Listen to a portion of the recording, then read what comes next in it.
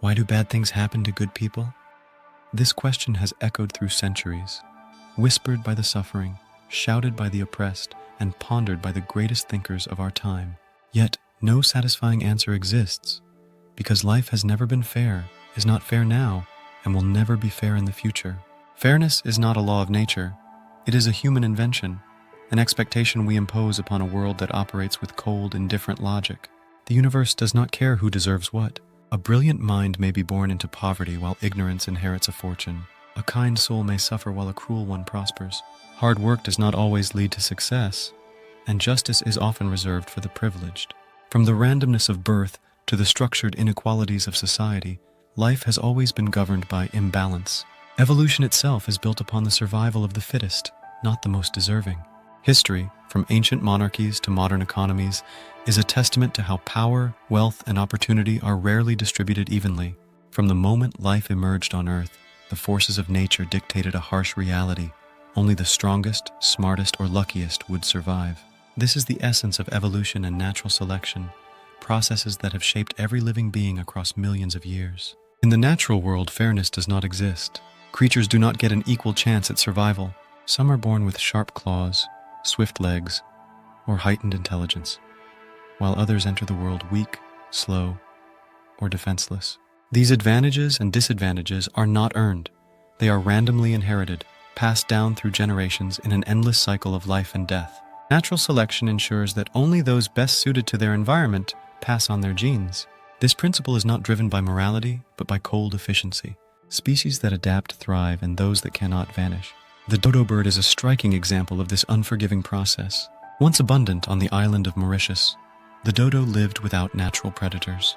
It grew large, slow, and flightless because it never needed to run or hide. But when sailors arrived, bringing rats and other animals that ate dodo eggs, the species had no defense. Within a century, it was extinct. Meanwhile, creatures like rats and cockroaches, which are small, fast, and highly adaptable, have not only survived but thrived in nearly every environment on Earth. These species succeed not because they are inherently more deserving, but because they possess the traits needed to endure change. The unfairness of nature is also deeply personal.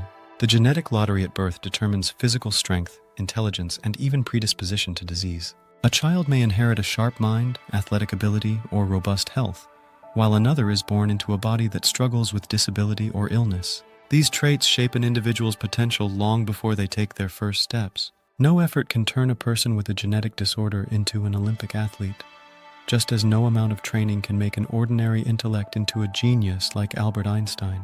While human society tries to lessen these disparities, the reality remains that some are simply luckier than others from the start. This randomness is not a flaw in nature, but its fundamental design. The universe does not distribute traits based on justice or merit. Life flourishes through an endless cycle of advantage and disadvantage, where those who can adapt move forward while those who cannot are left behind. From the very beginning, life is shaped by forces beyond individual control. No one chooses to be born into wealth or poverty, health or sickness, safety or danger. The circumstances of birth are entirely random, yet they determine so much about a person's future. A child does not select their parents, their country, their genetic makeup, or the society they enter. Yet, these factors influence nearly every opportunity, struggle, and outcome they will experience. This randomness creates an unequal starting point, where some are born into comfort and stability, while others enter a world of hardship and uncertainty. The distribution of privilege follows a predictable pattern, often described by the 80-20 rule. A small fraction of people inherit the vast majority of wealth, power, and opportunity, while the majority struggle with limited resources and uncertain prospects. This imbalance has existed throughout history and continues today. Being born in a wealthy nation with access to education, healthcare, and security provides an undeniable advantage over being born in a region affected by war, famine, or systemic poverty.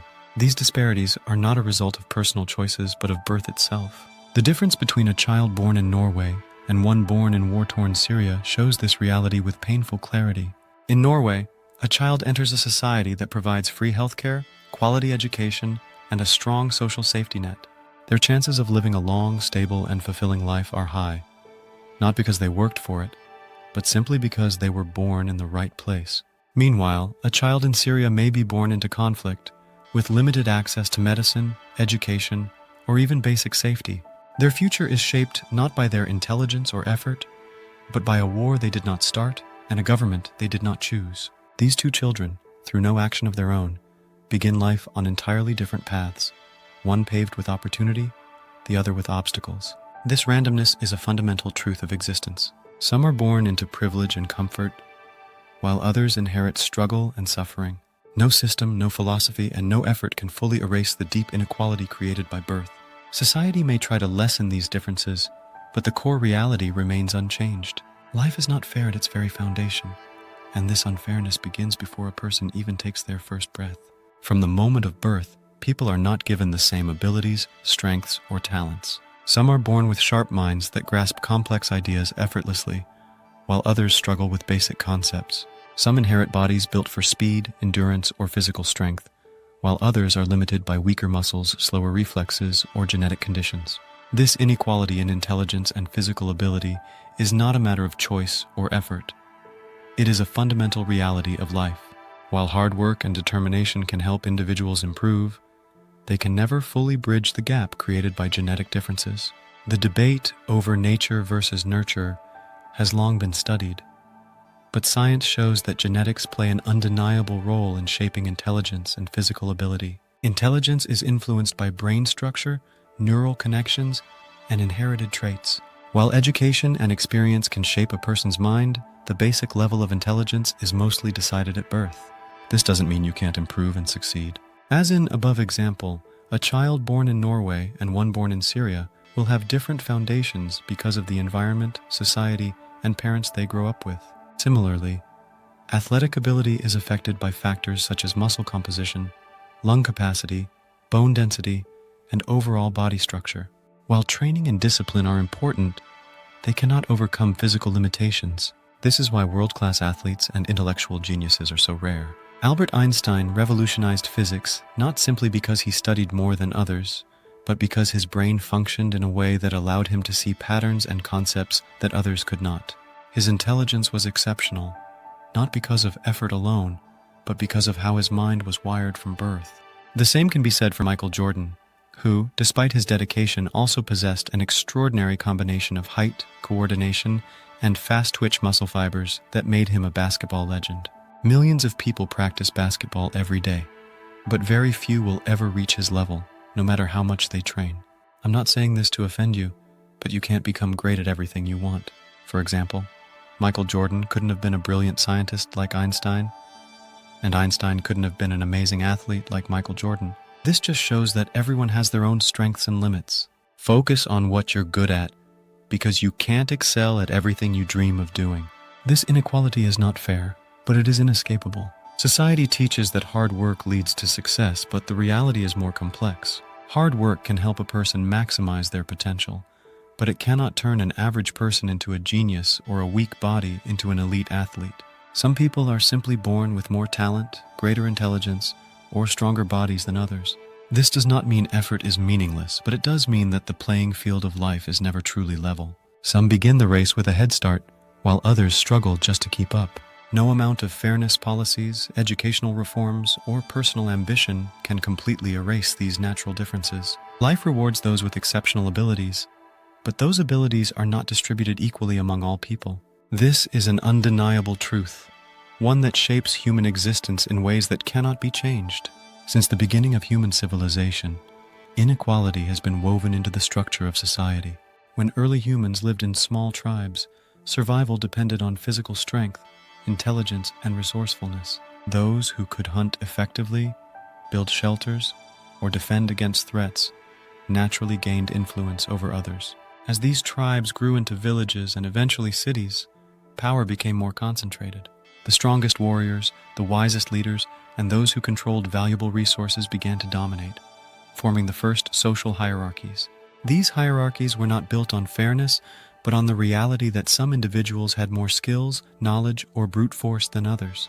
Over time, these differences solidified into rigid social structures, where wealth, status, and privilege became inherited rather than earned. Let me show you with an interesting example how.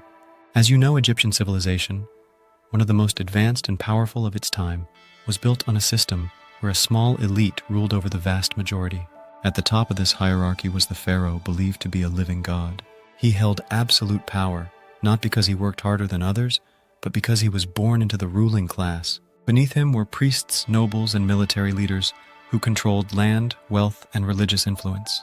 These individuals did not have to struggle for survival like the common people.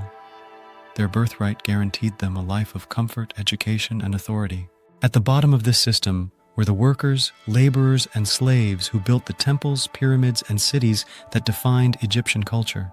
Many of them toiled under harsh conditions, receiving little in return for their labor. They did not have the chance to rise through the ranks or change their fate. A child born into a family of workers would almost certainly remain a worker for life, just as a noble's child would inherit land and status without ever lifting a hand to earn it. This divide was not based on intelligence, effort, or morality, but on an accident of birth.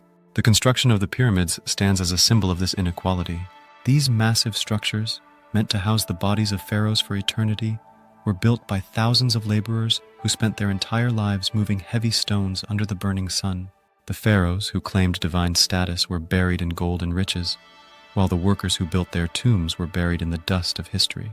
The lives of the privileged and the oppressed were unimaginably different, even though both groups were human beings born into the same land.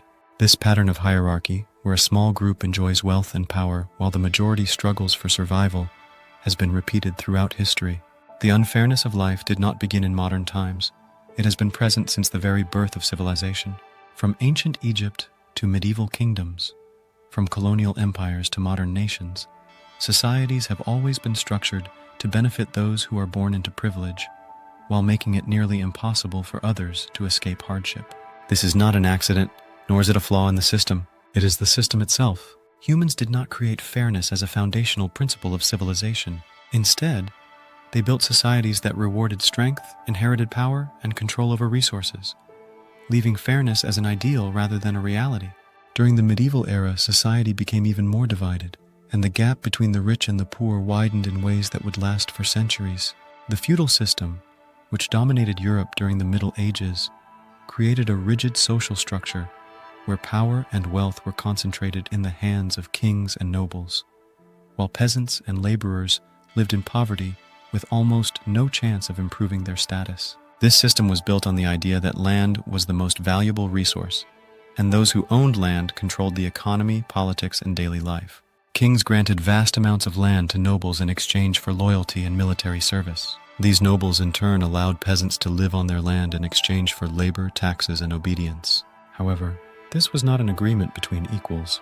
The nobles lived in luxury, while the peasants struggled just to survive. The life of a medieval peasant was defined by endless labor, high taxes, and little freedom. Most peasants were serfs, meaning they were not slaves but were also not truly free. They were bound to the land and could not leave without their lord's permission.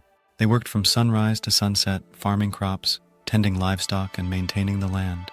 The food they produced did not belong to them. A large portion was taken by the noble who owned the land. They lived in small, crowded huts made of wood and straw, vulnerable to disease, harsh weather, and poor sanitation. Their diet was simple, consisting mostly of bread, vegetables, and occasionally meat if they were lucky. Education was almost non-existent, and most peasants never learned to read or write. They had no voice in government, no ability to challenge their circumstances, and no hope of escaping their class. On the other hand, the life of a noble was filled with comfort, privilege, and power. Nobles lived in large stone castles or grand manor houses, surrounded by servants who catered to their needs. They ate rich foods such as roasted meats, fine cheeses, and exotic spices imported from distant lands. While peasants worked the fields, nobles spent their days overseeing their estates, attending feasts, and engaging in politics. They received education in philosophy, military strategy, and the arts. Their children were trained to inherit wealth and influence, while peasant children were expected to continue the cycle of labor. Nobles were also protected by laws that favored the upper class, ensuring that their land and privileges remained within their families for generations. The injustice of the feudal system was clear, but it was accepted as the natural order of society. The church reinforced the idea that social classes were part of God's plan, teaching that peasants should accept their suffering as a test of faith, while nobles were seen as chosen by divine right to rule. Revolts and uprisings occasionally broke out, but they were usually crushed by the ruling class, which had access to trained armies and superior weapons. Even when changes came, they happened slowly, It took centuries before feudalism weakened and new economic systems began to emerge. The feudal era solidified the idea that wealth and power should belong to the few, while the majority lived in hardship. It ensured that the rich got richer, while the poor remained trapped in their circumstances. Even after feudalism ended, the same patterns of inequality continued in different forms. Monarchies, aristocracies, and later industrial capitalism all followed the same basic structure. Privilege and power were inherited, while the majority struggled with limited opportunities. The medieval period did not invent inequality, but it made it more permanent, creating a world where birth determined fate and fairness was little more than a distant dream. The Industrial Revolution was a turning point in human history, transforming economies, societies, and ways of life across the world. It replaced the old feudal system with capitalism, bringing new opportunities for trade, technology, and economic growth. However, while industries expanded and nations became wealthier, deep inequalities remained. In many ways, the Industrial Revolution simply replaced one form of exploitation with another. The power that once belonged to kings and nobles now shifted to industrialists and business owners, while the struggles of peasants were transferred to factory workers who labored under brutal conditions. Wealth was no longer tied to land ownership, but to industry. Yet just like before, only a small percentage of people controlled this wealth while the majority lived in hardship. As factories began to emerge in cities, people from rural areas flooded into industrial centers in search of work. They believed that these new jobs would provide them with a better life, but the reality was far harsher. Unlike feudal peasants who worked the land, factory workers were trapped in crowded, polluted cities where they were forced to endure exhausting shifts, often lasting 14 to 16 hours a day. The work was repetitive, dangerous, and physically demanding, with little regard for safety or human dignity. Wages were barely enough to afford food and shelter, keeping workers in a cycle of poverty. Unlike nobles in the past, industrialists did not inherit their status through birthright but through business. Yet this did not make them any less powerful. The richest industrialists lived in grand mansions, ate the finest foods, and spent their lives in luxury, while their workers lived in filthy slums, struggling to survive. One of the darkest aspects of this era was the widespread use of child labor. In many factories, children as young as 5 or 6 were employed to perform difficult and dangerous tasks. They worked in coal mines, crawling through narrow tunnels to retrieve minerals, or in textile mills, where they handled large machines that could easily crush their small hands. Their tiny bodies made them useful for tasks that adults could not perform, but this came at a terrible cost. Many suffered from illnesses caused by exposure to toxic chemicals, while others were injured or even killed in workplace accidents. These children did not attend school and had no chance of escaping the cycle of poverty. Their childhoods were stolen from them, sacrificed in the name of industrial progress. Meanwhile, the industrialists who owned these factories lived in unimaginable wealth. Men like Andrew Carnegie, John D. Rockefeller, and Cornelius Vanderbilt built vast business empires that generated enormous profits. They controlled steel, oil, and railroads, shaping the economies of entire nations. While they were praised as visionaries and self-made men, their success depended on the labor of millions who toiled in factories and mines for barely enough to survive. Their homes were filled with gold, fine art, and luxuries imported from around the world, while their workers lived in overcrowded tenements, barely able to afford bread. Even though industrialists defended their fortunes by claiming they had worked hard to build their businesses, the truth was that their wealth was built on the backs of countless workers who had no other choice but to endure suffering. The Industrial Revolution did not create fairness. It changed the way society functioned, but it did not eliminate inequality. Instead of being ruled by kings and lords, people were now ruled by corporations and factory owners. Instead of working on land they did not own, they worked in factories that would never pay them enough to escape poverty. The promises of progress and opportunity were real for a few, but remained an illusion for most. The wealth gap continued to grow, just as it had in feudal times, proving once again that no matter how much society evolves, unfairness remains a fundamental part of human existence. In the modern world, economic inequality has reached levels that are more extreme than at any other point in history. While humanity has advanced in science, technology, and industry, the gap between the rich and the poor has only widened. Globalization and technological progress were expected to create opportunities for all, but instead, they have made it easier for wealth to be concentrated in the hands of a small elite, while billions of people continue to struggle. The rise of multinational corporations, digital economies, and financial markets has allowed the wealthiest individuals to multiply their fortunes at an unprecedented rate, while the majority of the population finds it increasingly difficult to improve their standard of living. The idea that anyone can achieve success through hard work is becoming less realistic as wealth is passed down through generations. Access to opportunities is controlled by the privileged, and financial systems are designed to benefit those who already have power. The division between the richest and the rest of society is often described as the 1% versus the 99%. The 1% represents the wealthiest individuals who own and control most of the world's resources, investments, and industries. These individuals include billionaire entrepreneurs, corporate executives, and financial investors who benefit from stock markets, real estate, and tax policies that favor the rich. The 99%, on the other hand, includes the vast majority of the world's population who work regular jobs, struggle with debt, and find it difficult to save money or build wealth. For most people, wages have not kept up with the rising costs of housing, education, and healthcare, making it harder to achieve financial security. Many work long hours but still live paycheck to paycheck, unable to afford basic necessities or plan for the future. The system is structured in such a way that even when economic growth increases, the benefits are not evenly distributed. Most of the profits go to the wealthy, while workers see little to no improvement in their living conditions. The World Inequality Report provides clear evidence of how economic disparity has intensified over time. According to its findings, the richest 10% of the world's population owns more than 70% of the total wealth, while the bottom half owns almost nothing. This means that billions of people combined have less financial security than a few thousand individuals at the top. The report also shows that economic policies often favor the wealthy, allowing them to avoid taxes, increase their profits, and expand their influence in politics and business.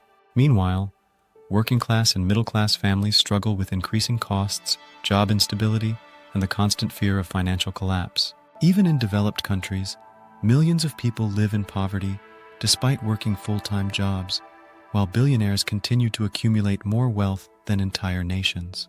Technology and globalization have also played a role in worsening inequality.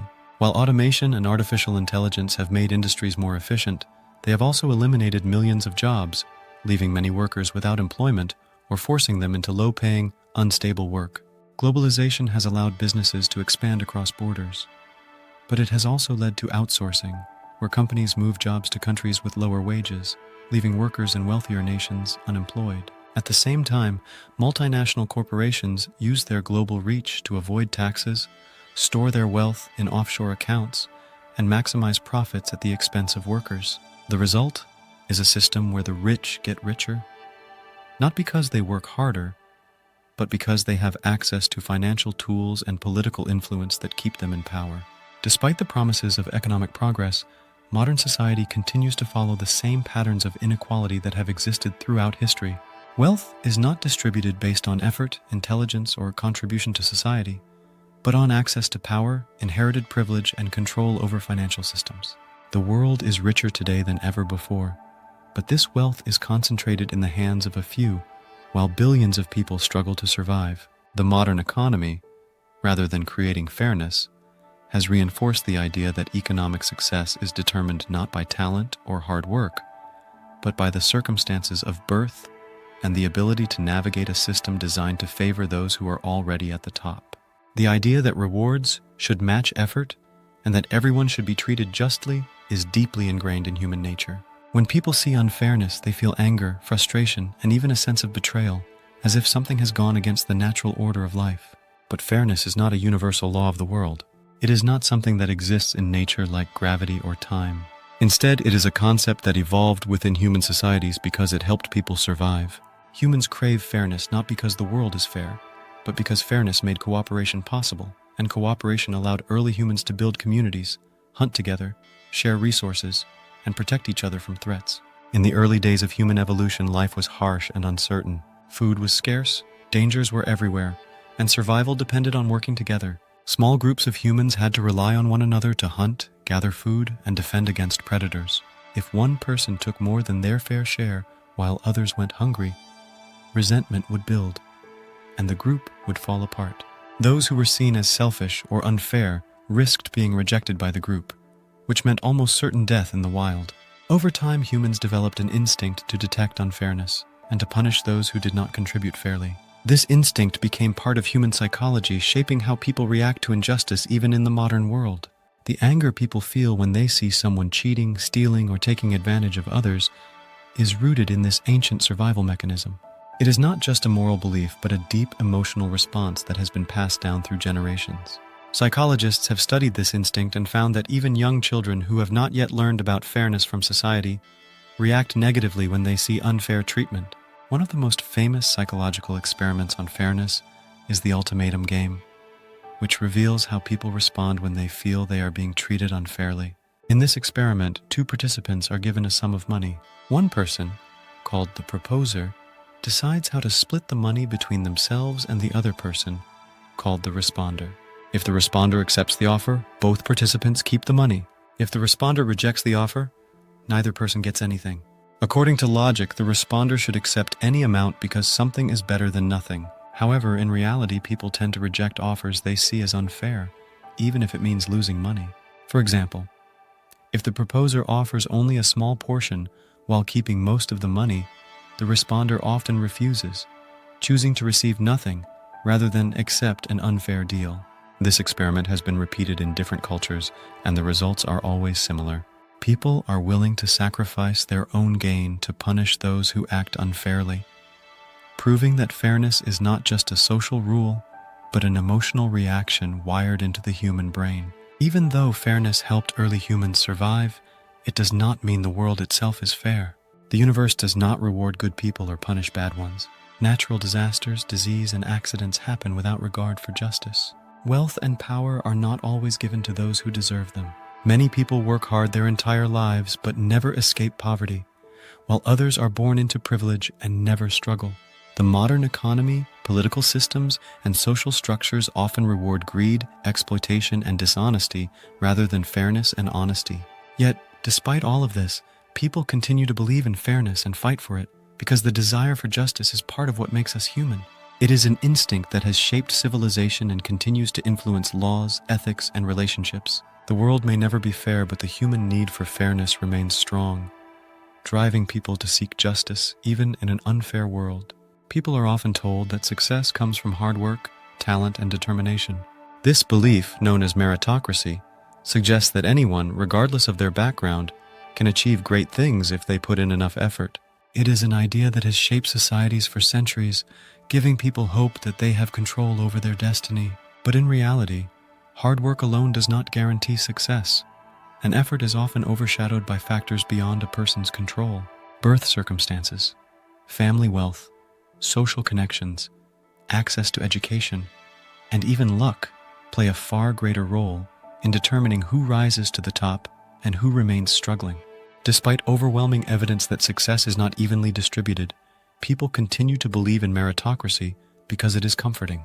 It provides a sense of justice in an otherwise unfair world, convincing people that success is deserved and that failure is the result of personal shortcomings rather than an unjust system. Privilege has always been a major factor in academic and career success. Studies show that children from wealthy families have access to better schools, tutors, and resources that give them a significant advantage over those from low-income backgrounds. A child born into a rich family is more likely to attend elite schools, receive high-quality health care, and grow up in an environment that encourages intellectual curiosity. In contrast, a child from a poor family may struggle with overcrowded classrooms, lack of proper nutrition, and financial stress that affects their ability to focus on education. Even when two students work equally hard, the one with access to better resources will have a much higher chance of succeeding. The same pattern continues in the job market. Many high-paying careers require expensive degrees, unpaid internships, and personal connections that are out of reach for most people. Studies show that in many industries, job opportunities are often determined not by merit, but by who you know, where you studied, or which social circles you belong to. Despite this reality, people often justify inequality through cognitive biases that make them believe the system is fair. One of the most powerful of these biases is the just world hypothesis, which is the tendency to believe that people get what they deserve and deserve what they get. This psychological tendency makes people view success as a reward for hard work and failure as a punishment for laziness or bad choices. It allows the wealthy to believe that their riches are entirely self-earned, while the poor are blamed for their own struggles. When people see someone suffering from poverty, they often assume that person must have made bad decisions, rather than considering the systemic barriers that keep people trapped in hardship. This belief is comforting because it creates an illusion of control. If success is purely the result of effort, then people feel reassured that their own hard work will protect them from misfortune. But this belief also leads to indifference toward those who are struggling. If poverty is seen as self-inflicted, then there is less motivation to address social inequalities. Research has shown that people tend to rationalize wealth inequality by convincing themselves that those at the top deserve their wealth, while those at the bottom deserve their struggles. One study found that when people are presented with extreme economic disparities, they often explain them away by assuming that the rich are naturally more talented or hardworking, even when there is no evidence to support this idea. This bias allows society to maintain its existing structures of power without questioning them. It keeps people invested in the idea that hard work alone determines success, even when reality shows otherwise. The belief in meritocracy is not just an illusion, but a necessary one for many people. It allows societies to function without constant outrage over inequality. But by accepting this illusion, people also accept an unfair system that continues to benefit the privileged while leaving others behind. True fairness would require acknowledging that success is often the result of luck, inherited advantages, and systemic structures, rather than individual effort alone. Until people recognize this truth, the illusion of meritocracy will continue to shape how society views success and failure. Education is often described as the great equalizer, a tool that allows anyone to rise above their circumstances and achieve success. However, in reality, education itself is deeply unequal. The quality of schooling a child receives is largely determined by factors beyond their control, such as the wealth of their family and the location where they are born. While some children attend schools with advanced technology, highly trained teachers, and endless resources, others struggle in overcrowded classrooms with outdated textbooks and underfunded programs. This gap in education creates lifelong differences in opportunity, reinforcing cycles of poverty and privilege rather than breaking them. Even though education is meant to provide a fair chance for all, it often ends up widening the divide between the rich and the poor. Wealth plays a decisive role in determining the quality of education a child receives. In wealthier neighborhoods, schools are often well-funded, offering students access to small class sizes, modern facilities, extracurricular programs, and personalized support. These schools attract experienced teachers, provide advanced courses, and prepare students for higher education and successful careers.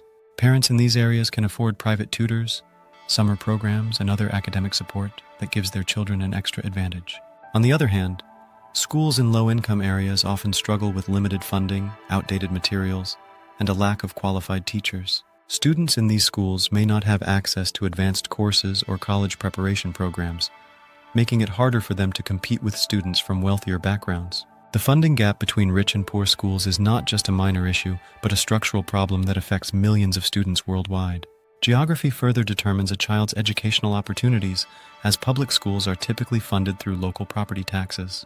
This means that schools in affluent areas receive more funding, while schools in poorer communities receive less. In the United States, for example, a child attending a well-funded suburban school will likely have access to state-of-the-art facilities, extracurricular activities, and college counseling, while a child in an underfunded urban or rural school may struggle with broken infrastructure, outdated learning materials, and high dropout rates.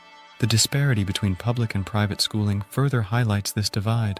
Private schools, funded by tuition and donations, often provide students with smaller class sizes, individual attention, and greater academic opportunities. In contrast, public schools, particularly in low-income areas, may struggle with overcrowding, lack of resources, and fewer opportunities for students to excel. A clear example of this divide can be seen in the differences between private and public school outcomes in the United States. Studies show that students who attend private schools are more likely to graduate, attend prestigious universities, and secure higher-paying jobs compared to those who attend struggling public schools. The difference is not necessarily because private school students are smarter or work harder, but because they have access to better resources and stronger social networks. Public school students from low-income backgrounds may have the same potential, but without the same level of support, they face significant disadvantages. The impact of this gap extends beyond childhood, shaping career opportunities, income levels, and overall life success. A child born into a wealthy family has a much greater chance of receiving a high-quality education, while a child from a poor background often faces an uphill battle just to receive the basic tools needed for success. The education gap is not simply a reflection of individual effort, but a symptom of deeper structural inequality. It proves that opportunity is not distributed fairly, and that the idea of education as a path to equal success is, for many, an illusion. Until societies address the root causes of this imbalance, such as unequal funding, geographic disparities, and economic barriers, the cycle of privilege and disadvantage will continue. Education has the power to transform lives, but only if it is accessible to everyone, regardless of where they are born or how much money their family has. Until then, schooling will remain one of the clearest examples of how unfair life truly is. Throughout history, societies have created invisible walls that separate people based on race, gender, and class. These barriers are not always written in law, but they exist in economic systems, education, employment, and the legal system, shaping who has access to opportunities and who is forced to struggle. This is the foundation of systemic racism and discrimination, where certain groups are placed at a disadvantage not because of their abilities or efforts, but because of the biases deeply embedded in institutions. The unfairness of this system is not always obvious because it does not rely on open hatred or clear laws of segregation. Instead, it operates quietly, influencing the way people are treated in daily life, the kinds of jobs they can get, the amount of money they earn, and the way they are judged by the legal system. This form of inequality is particularly harmful because it convinces people that their struggles are personal failures rather than the result of a system designed to keep them behind. One of the clearest examples of systemic inequality is the wage gap between white and black workers in America. Despite the progress made since the end of slavery and the civil rights movement, black workers continue to earn significantly less than their white counterparts, even when they have the same qualifications and experience. Studies show that black workers are less likely to be hired for high-paying jobs, more likely to be passed over for promotions, and often paid lower wages than white workers doing the same work. This gap is not accidental. It is the result of centuries of policies that have denied black Americans access to education, home ownership, and financial stability. After slavery ended, segregation laws ensured that black communities remained economically disadvantaged, forcing generations to start from a position of poverty while white families were able to build wealth and pass it down. Even today, the effects of that inequality continue. Many black workers struggle to break into higher-paying industries, while wealth remains concentrated in white families who have benefited from historical advantages. This economic disparity is not about individual effort, but about the way society has created different starting points for different groups of people. The legal system is another place where unfairness is deeply rooted. In theory, the law is supposed to treat everyone equally, but in reality, justice is often determined by wealth rather than truth. A rich person accused of a crime can afford the best lawyers, post bail easily, and negotiate favorable deals, while a poor person accused of the same crime may face harsher punishments simply because they lack the resources to defend themselves. This is why poor individuals are more likely to end up in prison, even when their offenses are minor, while wealthy individuals often escape severe consequences even when they commit serious crimes. The difference in how justice is applied can be seen in how white-collar criminals and low-income offenders are treated. A wealthy businessman who steals millions through fraud may receive a short sentence, probation, or even a fine, while a poor person who steals food out of desperation may face years in prison.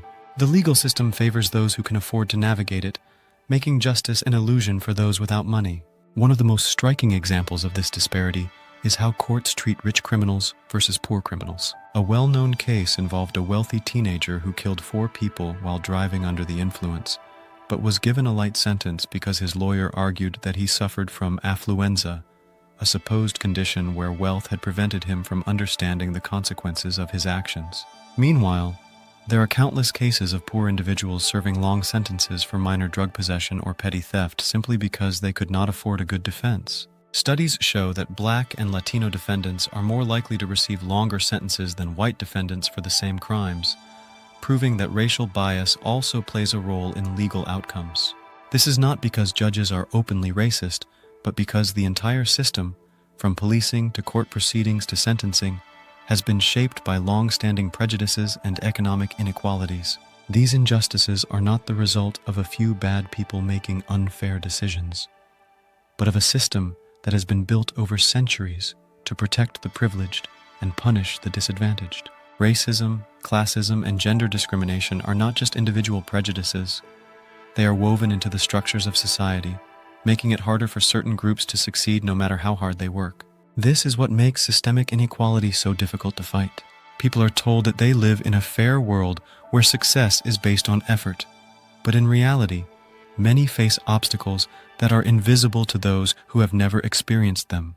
Until societies recognize these hidden barriers and actively work to dismantle them, unfairness will continue to shape the lives of millions, proving once again that the world is not designed to be just, but to preserve the power of those who already have it. Life has never been fair, and it never will be. Some people are born into privilege, while others begin their lives in poverty. Some enjoy good health, while others struggle with illness from birth. Some work tirelessly and never achieve success, while others inherit wealth without effort. This imbalance is not new, nor is it something that can be completely fixed. The ancient philosophy of Stoicism, which developed over 2,000 years ago, teaches that unfairness is an unavoidable part of life. Stoicism does not promise a perfect world or claim that suffering can be eliminated. Instead, it offers a way to navigate life's hardships with strength and wisdom. It teaches that while people cannot control the unfairness of the world, they can control how they respond to it. True power, according to the Stoics, does not come from changing external circumstances, but from mastering one's own mind and emotions. One of the core beliefs of Stoicism is that suffering is inevitable, but how a person reacts to suffering is a choice. Life is filled with pain, loss, and injustice, and no one is exempt from these experiences. The Stoics believed that trying to resist or escape life's difficulties only leads to frustration and misery. Instead, they encouraged people to accept hardships as a natural part of existence and to face them with courage. Marcus Aurelius, one of the most famous Stoic philosophers and a Roman emperor, wrote extensively about this idea in his book, Meditations. Despite being the most powerful man in the world at the time, he faced personal tragedies, wars, betrayals, and the constant burden of leadership. Yet, he reminded himself that complaining about life's hardships was useless. He wrote, "You have power over your mind, not outside events. Realize this, and you will find strength." This idea reflects the essence of Stoicism, the belief that true control lies not in changing the world, but in changing one's own perspective. Another influential Stoic philosopher, Epictetus, was born a slave, proving that wisdom can be found even in the most difficult circumstances. He had no control over the conditions of his birth, yet he believed that no external force could take away his inner freedom. He taught that suffering comes not from events themselves, but from how people interpret them. He said, "It's not what happens to you, but how you react to it that matters." This means that while people cannot stop life from being unfair, they can choose whether to be broken by it or to rise above it. Epictetus believed that anger, sadness, and frustration were natural reactions, but that they should not control a person's life. Instead, people should train themselves to accept what they cannot change and focus only on what is within their power. Stoicism does not ask people to ignore injustice or become emotionless. Instead, it encourages them to see life as it truly is, imperfect, unpredictable, and often unfair. It teaches that instead of wasting energy on resentment, people should focus on their own character, actions, and inner peace. A Stoic does not waste time complaining about an unfair world, but instead works on becoming stronger, wiser, and more resilient. This does not mean ignoring suffering, but rather approaching it with dignity and clarity.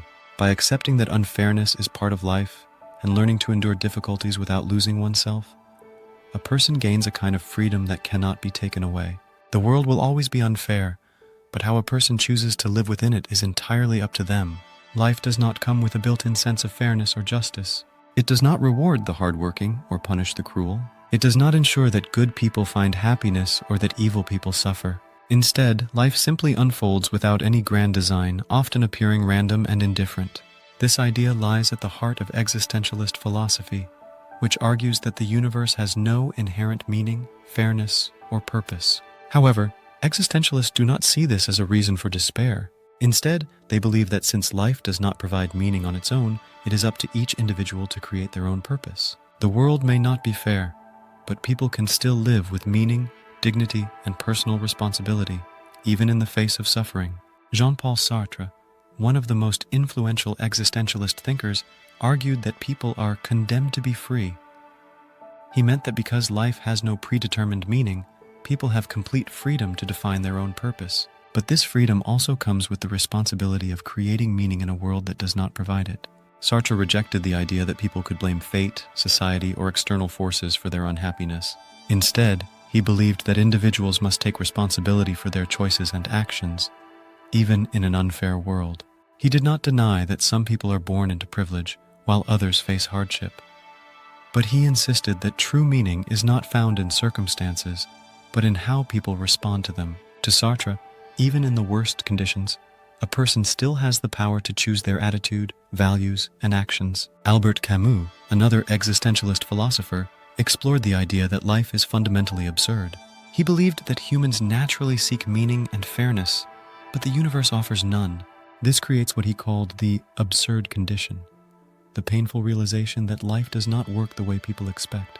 Camus used the ancient Greek myth of Sisyphus as a metaphor for the human experience. Sisyphus was condemned by the gods to roll a massive boulder up a hill, only for it to roll back down every time he reached the top. This endless cycle of effort and failure symbolizes the struggle of human life, where people work, suffer, and search for meaning, only to be met with disappointment. However, Camus argued that instead of giving in to despair, people should embrace this absurdity and find joy in their existence anyway. He wrote that, "One must imagine Sisyphus happy," suggesting that even in a meaningless, unfair world, people can choose to live with passion, creativity, and personal purpose. A powerful real-world example of this idea can be found in Viktor Frankl's book, Man's Search for Meaning, in which he describes his experiences as a Holocaust survivor. Frankl, a psychiatrist, was imprisoned in Nazi concentration camps, where he witnessed unimaginable suffering, death, and cruelty. He lost his family, faced starvation, and endured physical and emotional torment. In such conditions, fairness did not exist. The strong survived while the weak perished, and morality often had no influence over who lived and who died. Yet, despite this, Frankl observed that those who found a sense of purpose, even in the most horrific circumstances, were more likely to survive. Some prisoners lost all hope and gave up, while others found strength in small acts of kindness, faith, or a personal mission to endure. Frankl himself chose to view his suffering as an opportunity to understand the human spirit, and after his release, he dedicated his life to teaching others that even in suffering, one can find meaning. He famously wrote, "When we are no longer able to change a situation, we are challenged to change ourselves." His story proves that while life is undeniably unfair, the power to create meaning lies within the individual. Existentialism does not deny that some people suffer more than others, nor does it offer false hope that fairness will one day prevail. Instead, it challenges people to take control of their own narrative. The world may not care, but individuals can still choose to live with integrity, courage, and meaning. No one is born with a predetermined purpose, but everyone has the freedom to create one, whether through love, creativity, personal growth, or the simple act of persevering despite hardship. Existentialists argue that the greatest victory in an unfair world is choosing to live meaningfully anyway. Life has never promised fairness, yet humans continue to expect it. People believe that good deeds should be rewarded and that those who do wrong should face consequences. When life does not unfold this way, they feel anger, disappointment, or confusion. However, Buddhism teaches that fairness itself is an illusion, a human-made idea that does not exist in the natural order of the universe. The Buddha taught that suffering is an unavoidable part of existence, affecting everyone regardless of their morality, intelligence, or effort. No one is exempt from pain, loss, sickness, or death. Kings and beggars, saints and sinners, the rich and the poor, all experience suffering in different forms. This truth, known as the First Noble Truth, is the foundation of Buddhist philosophy. It recognizes that life is filled with hardship, not because the world is cruel or because people deserve it, but because suffering is an inherent part of existence. The human desire for fairness comes from attachment, the belief that the world should function according to personal expectations. People become attached to the idea that hard work should lead to success, that kindness should be repaid with kindness, and that justice should prevail. When these expectations are not met, they feel betrayed by life. Buddhism teaches that this attachment is the source of suffering, not the unfairness itself. If a person lets go of their expectation that life should be fair, they free themselves from unnecessary pain. Detachment does not mean indifference or lack of compassion. It means accepting life as it is, rather than as one wishes it to be. By practicing detachment, a person can find peace even in an unjust world, because their happiness no longer depends on whether life is fair. The concept of karma is often misunderstood as a simplistic system of reward and punishment, but in Buddhism, it is more complex. Karma does not mean that every good action will immediately bring a good result, or that every bad action will be punished in this lifetime. Instead, karma is a natural law of cause and effect that unfolds over time, sometimes across multiple lifetimes. Every thought, word, and action creates an imprint on a person's consciousness, shaping their future experiences. This means that suffering and injustice do not always have a clear cause in this life. A person who faces hardship may not have done anything wrong, just as a person who enjoys success may not have done anything to deserve it. Karma is not about fairness in a human sense, but about the long-term consequences of actions, many of which are beyond immediate understanding. Buddhism teaches that trying to find fairness in the world is like chasing a mirage. It leads to frustration because fairness is not an ultimate truth but a temporary social construct. Instead of seeking fairness, Buddhism encourages people to cultivate wisdom and compassion. A wise person understands that suffering is universal and does not waste energy resenting life's injustices. A compassionate person helps others not because they expect fairness in return, but because kindness itself is a path to inner peace. The goal of Buddhist practice is not to make life fair, but to transcend the need for fairness altogether. Through meditation, mindfulness, and self-awareness, a person can reach a state where they are no longer disturbed by the world's inequalities. This does not mean that Buddhism denies the existence of injustice. It acknowledges that people exploit, harm, and oppress others. However, it teaches that true freedom comes from rising above these conditions rather than being controlled by them. The Buddha himself lived in a world full of suffering, yet he did not seek revenge or demand fairness. Instead, he found enlightenment by accepting reality as it was and showing others the path to liberation. The lesson of Buddhism is that fairness is an illusion, but peace is possible. The world may never be just, but by letting go of attachment to fairness, a person can find serenity in the midst of an imperfect existence. Unfairness has been a part of human existence since the beginning of civilization, and throughout history, people have tried to create societies where justice, equality, and fairness prevail. Many political ideologies have promised to eliminate inequality, ensuring that everyone has the same opportunities, wealth, and rights. However, every attempt at creating a perfectly fair society has ultimately failed, often leading to more suffering instead of less. The dream of a utopia, a society where everyone is treated equally and no one is oppressed, is an illusion. Human nature, economic realities, and the complexity of social structures make complete fairness impossible. Even when leaders have tried to enforce equality through strict systems, the results have often been disastrous, proving that unfairness is not just a flaw in society, but an unavoidable part of life. Communism and socialism were among the most ambitious attempts to eliminate inequality by redistributing wealth and power. These systems were based on the idea that fairness could be enforced by removing class divisions, ensuring that no one had too much while others had too little. Private property was abolished, industries were controlled by the government, and wealth was supposed to be shared equally among all citizens. In theory, these ideas promised a world where no one suffered from poverty while a few lived in luxury. However, in practice, these systems failed because they ignored fundamental aspects of human nature. People are not naturally motivated by forced equality. When everyone is given the same rewards regardless of effort, innovation and hard work decline. Without the ability to rise above others through talent or dedication, people lose motivation. At the same time, those in power, who were supposed to create fairness, often became corrupt, using their authority for personal gain. Instead of creating fairness, these systems simply replaced one form of inequality with another, where government elites controlled resources instead of the wealthy class.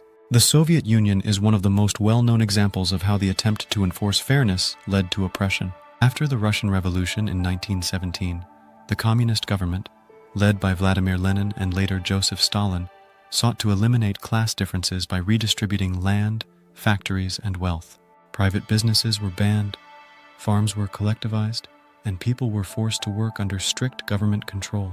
While the goal was to ensure that no one suffered extreme poverty, the reality was far different. The government decided who received what resources, and instead of fairness, corruption and brutality took over. Millions of people were sent to labor camps for resisting government policies. Farmers who refused to give up their land were executed or starved. The state controlled every aspect of life, including jobs, housing, and even thoughts, punishing anyone who questioned the system. The Soviet Union became one of the most oppressive regimes in history, proving that trying to force fairness often leads to greater suffering. The failure of communism does not mean that efforts to reduce inequality are worthless. Social programs, labor protections, and laws that prevent discrimination can make life fairer in some ways. However, these improvements cannot eliminate all unfairness. No system can ensure that everyone is born with the same talents, intelligence, or circumstances. No government can completely erase greed, ambition, or the natural desire for power. Even in modern socialist-leaning countries where healthcare and education are provided to all citizens, economic inequality still exists. Some people will always have more than others because life itself is unequal. The dream of a perfectly fair society will always remain an illusion because fairness is not a natural law, but a human desire. The world does not distribute resources, talents, or opportunities evenly, and no political system can fully change this reality. History has shown that when leaders try to create absolute fairness, they often end up enforcing it through control, restriction, and punishment, leading to new forms of injustice. While societies can work toward reducing extreme inequality, complete fairness will never be possible.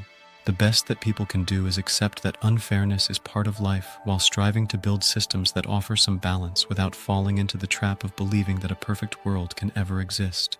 Technology has always been a double-edged sword. On one hand, it has improved human life in extraordinary ways, making work easier, communication faster, and information more accessible. On the other hand, it has deepened inequalities, creating new gaps between those who have access to technological advancements and those who do not. Artificial intelligence and automation are perfect examples of this divide. While these innovations increase efficiency and reduce human labor, they also take away jobs, particularly from those in industries that rely on manual work.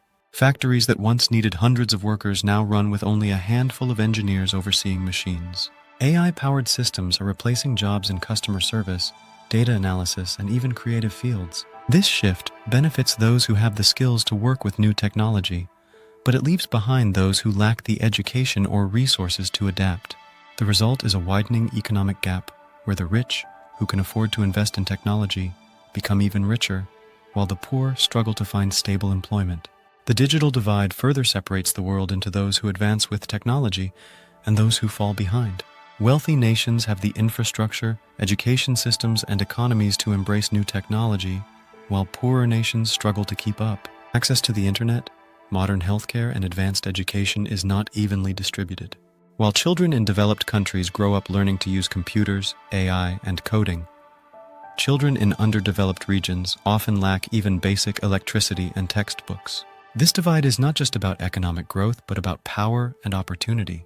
Countries that lead in technology, control industries, global markets, and political influence, while those that lag behind become dependent on technological superpowers. The rapid advancements in artificial intelligence, robotics, and biotechnology promise to revolutionize every aspect of life, but they will not do so equally. The countries, companies, and individuals with access to these technologies will thrive, while others will struggle to compete in a world that is moving faster than ever. Even though many people and organizations work to reduce inequality, there are limits to how much charity and welfare can do. Governments and nonprofits provide food, shelter, and healthcare to the poor, but these efforts rarely address the deeper causes of poverty and systemic inequality. No amount of charity can change the fact that certain countries have stronger economies, or that some people are born into privilege while others are not. Welfare programs help people survive, but they do not provide long-term solutions to structural problems like job loss due to automation or the widening education gap caused by the digital divide. These efforts, while important, often act as temporary solutions rather than lasting fixes. One reason inequality persists despite charitable efforts is the psychological limits of human altruism. Studies show that people are naturally more likely to help those they relate to, those who look like them, live near them, or share their experiences. This is why individuals may donate to a local homeless shelter, but feel disconnected from the suffering of people in distant countries. When a disaster strikes in their own country, people are quick to respond with aid and support. But when famine or war affects an unfamiliar part of the world, the urgency to help is often weaker. This selective empathy means that global inequality remains largely ignored, even when the suffering is extreme. Humans have an emotional capacity for empathy, but it is not unlimited.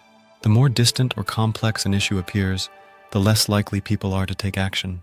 Technology has the power to reduce inequality, but it is often used in ways that increase it. The benefits of AI, automation, and digital advancements are not shared equally, and the gaps they create are becoming wider.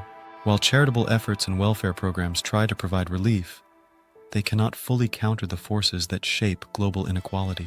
People care about fairness, but their ability to act on that concern is limited by psychological, economic, and political realities. The modern world is advancing at a rapid pace, but that advancement is leaving many behind, reinforcing the idea that unfairness is not just a problem of the past, but an unchanging feature of human society. Life will never be fair, and expecting it to be only leads to frustration. Fairness is an ideal, a human wish imposed on a world that does not operate by such rules. Some are born into privilege while others struggle from the start, and no system, belief, or effort can fully erase this imbalance. But while unfairness is unavoidable, suffering over it is not. True freedom comes from accepting that life is unpredictable and often unjust, yet choosing to move forward anyway. Growth begins when we stop demanding fairness and start focusing on what we can control: our resilience, our wisdom, and our ability to adapt. Strength is not found in expecting life to be just, but in learning to thrive despite its injustices. The world will not change to suit us, but we can change ourselves to meet it with clarity, purpose, and unshakable inner peace.